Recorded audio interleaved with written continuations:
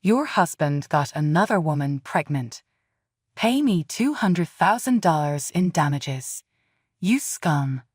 On my wedding day, Tom suddenly burst into the dressing room with this unbelievable demand. He looked so proud, but he didn't realize how contradictory his demand was. Tyler, standing nearby, noticed too. Is that really true? Tyler asked. Yes, why would I lie? Now pay up for the damages. Tom insisted. However, we knew the story was a lie, and Tyler and I couldn't help but laugh at Tom's anger. I'm Aita, 34 years old, leading a pretty ordinary life. I have a regular job and was raised by average parents. My life was mundane, and I just went with the flow. Despite this, one major concern always nagged me. I couldn't get married. Most of my friends, colleagues, and even juniors at work were married with families. I often felt left behind, finding it hard to invite friends out on weekends because they were all busy with their families. I spent weekends at home watching recorded shows and variety programs, surrounded by empty soda bottles and beer cans, feeling a deep sense of emptiness. Will I be alone forever? The future scared me, but I felt it was pointless to act. It seemed unlikely any man would fall for me. I was almost ready to give up on marriage, living each day as it came.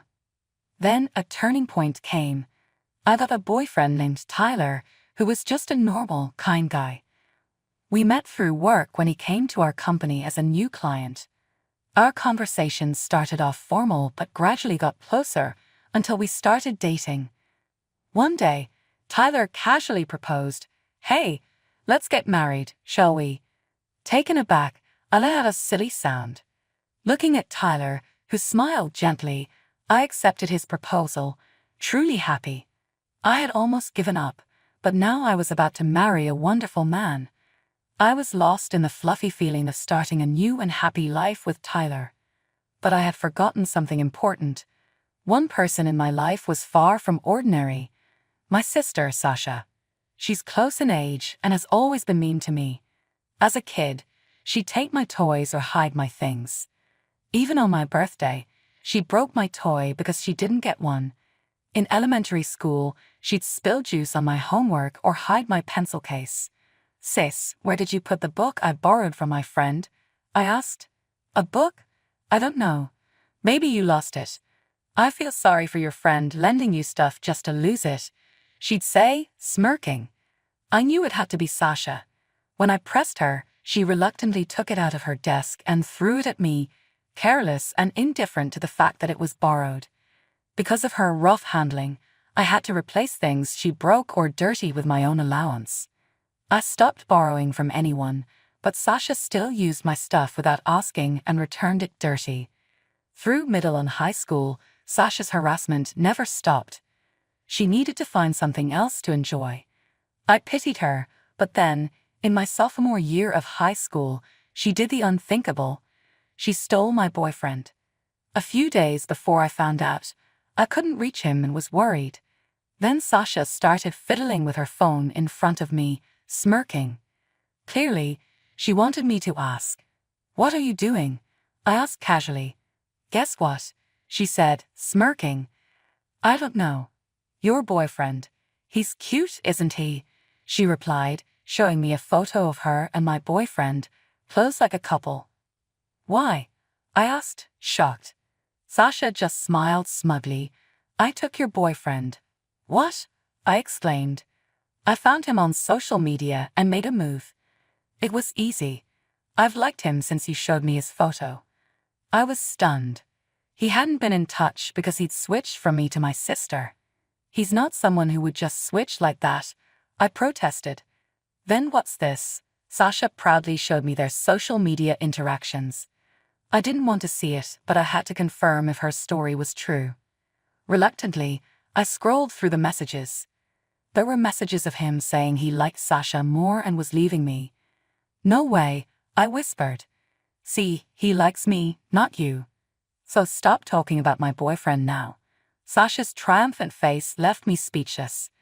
I immediately called him. What's this about you dating my sister? I demanded. Well, yeah, he replied. Why? Because Sasha is cuter and nicer than you. No way, I was stunned. Sasha, nice. Impossible. I wanted to deny it, but the shock that my boyfriend chose Sasha over me left me speechless. Is that all? Okay then, I'm hanging up. Wait, just. Bye. And like that, our relationship ended abruptly. Just when I had finally found a boyfriend, Sasha had to ruin it. I never thought she'd stoop so low as to steal my boyfriend, despite her history of harassment. She must really hate me, but why? I couldn't figure it out. I had talked to our parents about Sasha many times. They always scolded her, but I couldn't bring myself to tell them she stole my boyfriend. She must have known I couldn't talk to anyone about this. Sasha proudly introduced my ex-boyfriend as her new boyfriend to our parents and then started talking about their fun dates and plans to stay overnight together. She shared various episodes about her boyfriend, always making sure to do it in front of me. Our parents, unaware he was stolen from me, listened happily. Aita, don't you want a boyfriend too? Mom asked. Yeah, sure, I responded politely, knowing Mom meant no harm. Sasha, who flaunted her relationship with my ex, ended up breaking up with him in less than 2 months. I don't know the exact reason, but I saw her angry in her room, so they probably had a fight. He was the type to easily switch girlfriends. Maybe he cheated on Sasha too. After the breakup, Sasha became even more volatile, directing her anger at me. Why did you date such a terrible guy? He's the worst. You're the one who stole him, and now you're complaining. If you hadn't dated him, I wouldn't have either. It's all your fault. Sasha wouldn't listen. She couldn't be satisfied unless things went her way, and she took it out on others. I knew Sasha was difficult, but I couldn't let go of the boyfriend issue. Looking back, he was the worst, but at the time, I really liked him. I kept arguing back, which only made Sasha angrier. After the boyfriend drama, our relationship soared, and we barely spoke.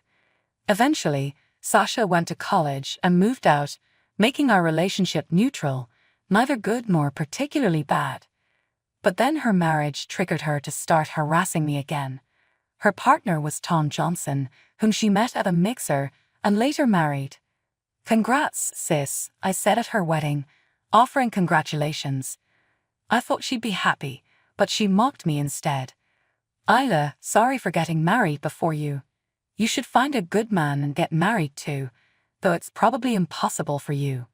Even on her special day, she couldn't resist taking a jab at me. Seriously, I thought, I'm so glad I found a great guy. You should be thankful I invited you. I didn't even want to, but I thought our parents might say something. Thank you for inviting me, I muttered. Sasha laughed loudly, and I just felt embarrassed. I couldn't focus at the wedding, and I couldn't bring myself to feel happy for her. After the wedding, we barely spoke. I heard from Mom that Sasha and Tom were now living with my parents because their incomes were low, and Sasha insisted on moving back. 5 years after Sasha's wedding, I dreaded seeing them and only returned home for holidays. Before going to my parents' house, I told Tyler all about Sasha. She probably won't be rude to someone she's meeting for the first time, but if it gets too much, let me know, okay? I said. Don't worry, I can handle anyone, Tyler reassured me with a warm smile. I wanted to visit when Sasha wasn't there, but she insisted on meeting the man I was marrying. Trying to calm down, I rang the doorbell at my parents' house. Welcome, my smiling mother greeted us. We sat on the living room sofa, and I gently rubbed Tyler's tense back, trying to calm him. He seemed nervous, but I wasn't sure if it was because of Sasha or meeting my parents. Good to see you. We've been waiting. Finally, Aita is getting married too. I'm glad you found a wonderful person. My parents welcomed us warmly. Tyler's expression gradually softened, returning to his usual self. I hoped everything would end without incident, but then the living room door opened. Sasha and Tom entered, smirking. "Hey, sis." "Wow, he's actually a decent guy," Sasha said, sitting next to Tyler and entwining her arm with his. "Hey, Sasha." I tried to intervene, but she didn't listen. "There are things you just don't do, even to your sister's fiancé." Tyler, looking troubled, introduced himself gently. "My name is Tyler Smith. I look forward to getting along with everyone."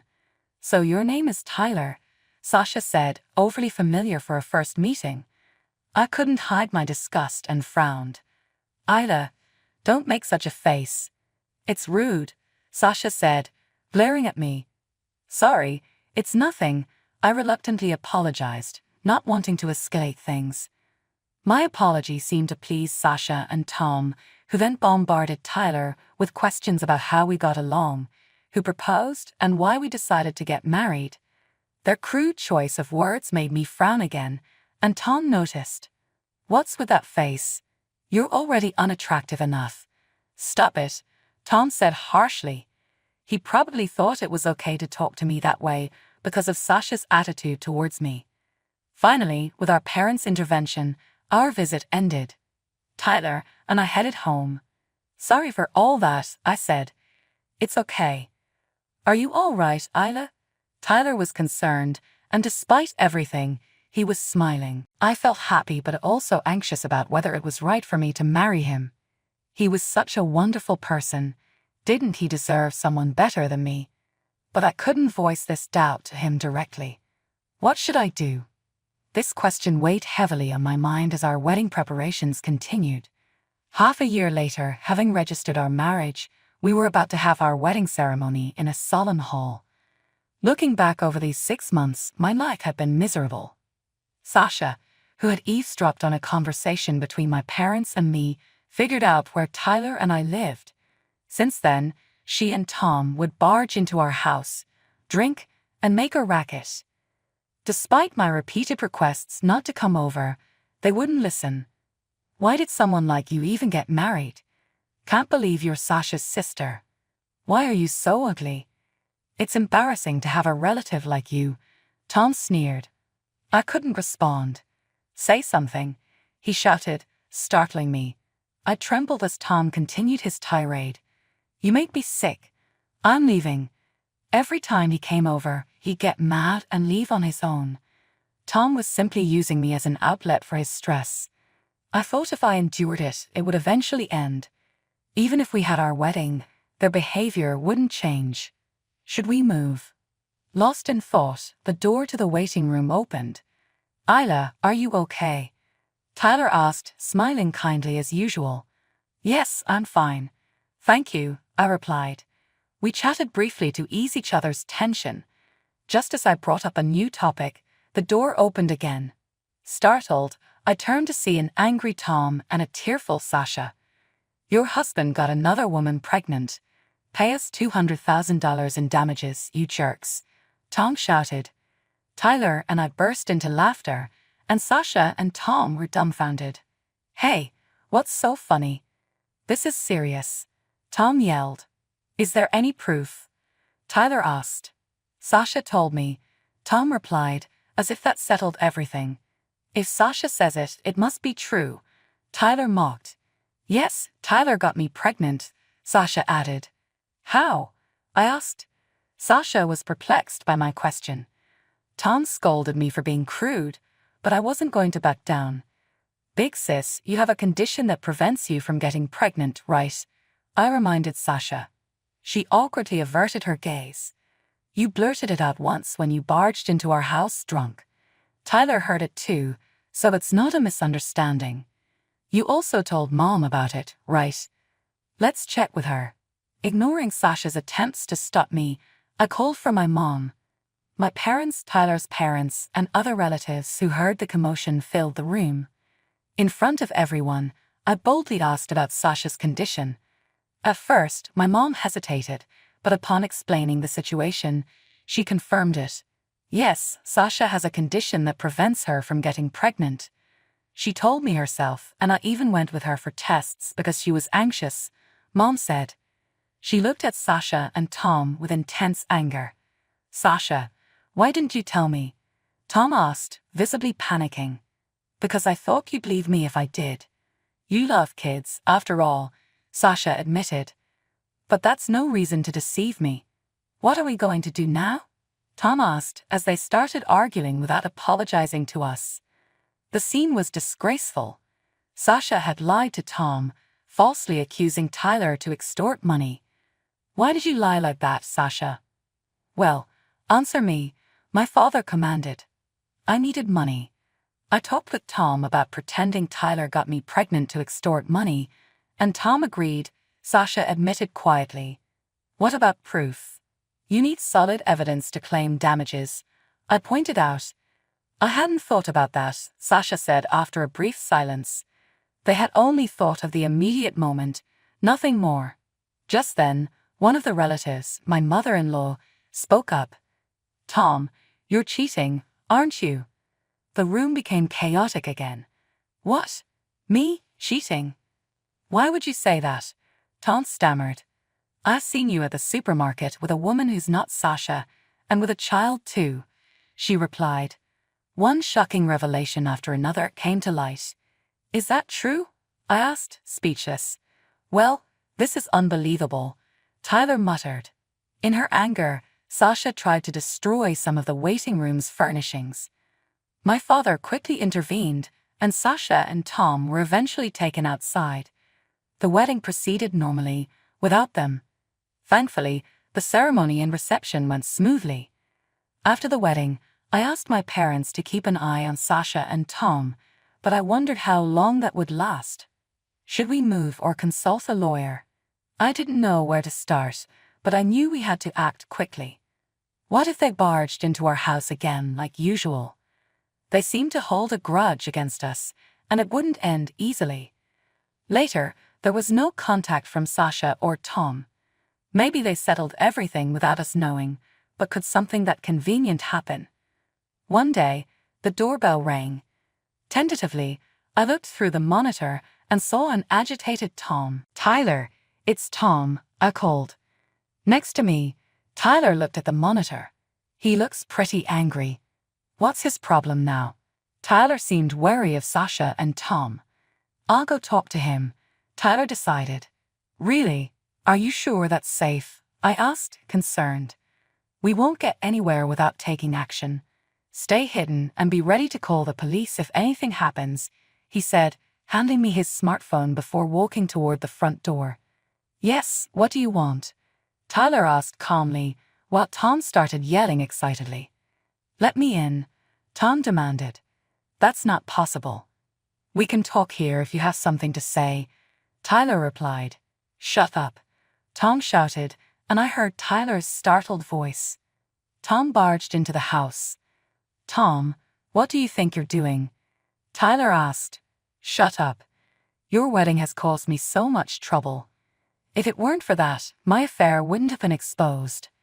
"It's all your fault," Tom yelled. It seemed his affair had been exposed by my mother-in-law, causing issues with Sasha. "The problem is that you cheated in the first place," Tyler pointed out. "Shut it. What's wrong with having a bit of fun?" Tom shouted, knocking down furniture and decorations recklessly. "Hey, stop that. Call the police," Tyler ordered. We had no other option. I quickly dialed 911. In a few minutes, the police arrived to find the house in shambles with broken glass and water from overturned vases everywhere. The officers frowned at the chaos. "You actually called them. I won't forgive this. Remember this," Tom shouted as he was taken away. Afterward, the police asked us what had happened and then left. The house was in a terrible state. Tyler and I started cleaning up, sighing. That was the last time we spoke with Tom. A few hours later, my phone rang. It was my mother. I quickly answered, worried it might be about Tom. "Sorry, Tom did something terrible." "Did the police tell you anything?" she asked. Apparently, the police had contacted her to pick up Tom. She found him sulking and brought him back home. "Sorry for making such a strange request," she said. "It's okay. I'm sorry too. We were keeping an eye on him, but he disappeared before we knew it. Once you guys move, I'll tell him to leave the house immediately. If my parents kicked him out before we moved, he would probably start frequenting our house. I appreciated their concern and thanked my mom. We exchanged updates about our situations and the current state of Sasha and Tom before ending the call. Tom had calmed down, likely after being reprimanded by the police. Sasha, overwhelmed by Tom's actions, was quietly staying in her room. Their selfish actions had caught up with them, rendering them dysfunctional as a couple. It seemed unlikely they would reconcile, leaving divorce as the only option.